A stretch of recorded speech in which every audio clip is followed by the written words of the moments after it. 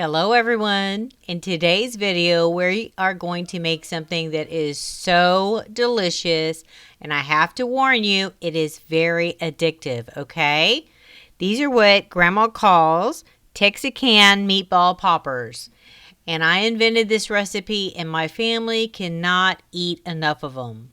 You ready? Let's get started. Okay, so these are the items you'll need to make our poppers today. We'll need 3 pounds of ground beef. I used the fattiest I can buy. 3 eggs. So basically 1 egg per pound of meat. So if you don't want to make 3 pounds of meat, say you're going to do 2 pounds, you'll do 2 eggs. 1 cup of shredded cheese per pound of meat. So I will be using 3 cups of cheese. And then we are using pickled jalapenos, and we'll be using 1.5 cups. So a half a cup per pound of meat. Then we'll be using 2 packets of taco seasoning that you usually add to your beef when you make tacos. We'll be adding that to our beef today.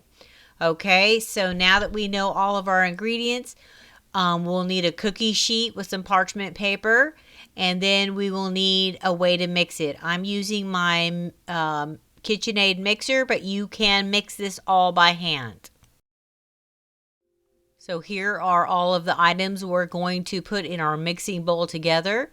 Let's just recap. 3 pounds of ground beef, 3 large eggs, 2 packs of taco seasoning, 1.5 cups of pickled jalapenos, and 3 cups of shredded cheese.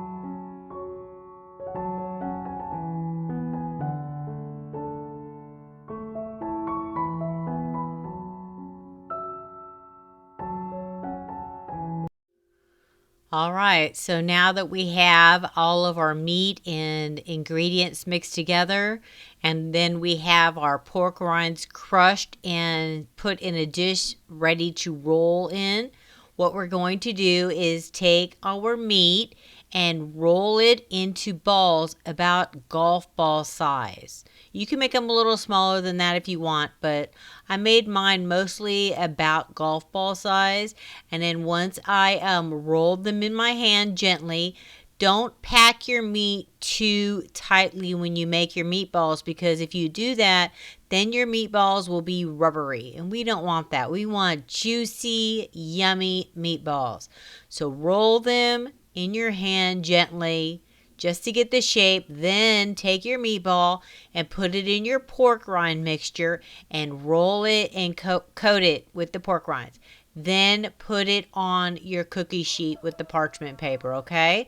So once we get them all on the cookie sheet, they don't need to be spaced out because the meatballs don't spread like cookies, so you can put these pretty close together, but do make sure that your cookie sheet has a good lip on it because all of the grease is going to be sitting in the bottom of that pan, and we don't want that to spill in your oven when you pull the pan out, okay? Okay, as you can see, we still have some meat left in our bowl. That's for the next cookie tray. So we'll be able to make 2 trays of these meatballs.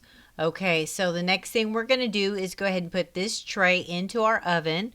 We're going to have our oven preheated at 425 degrees, and we'll cook our meatballs for 25 minutes, okay? So when you check on your meatballs, check them with your tongs and see if they're spongy, like they bounce back, then they're cooked. If they're not, they kind of crush in, cook them 5 more minutes, okay? So here I have an extra pan on top of the stove. That's where I'm going to transfer my meatballs to when I take them out of the oven. Notice that pan has a rack on it to drain the extra grease out of the meatballs, okay? So I'm going to take the pan out of the oven, and then I'm going to transfer the meatballs over.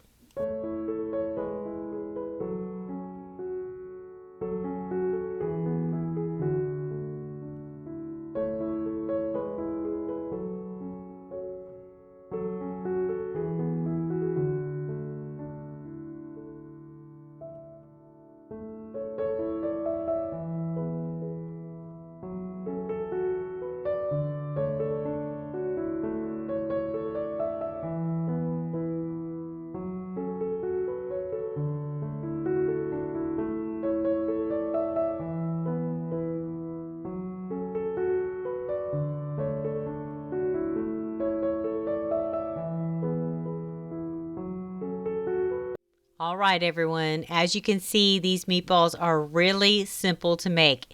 Make these with your kids. Make them with your grandkids.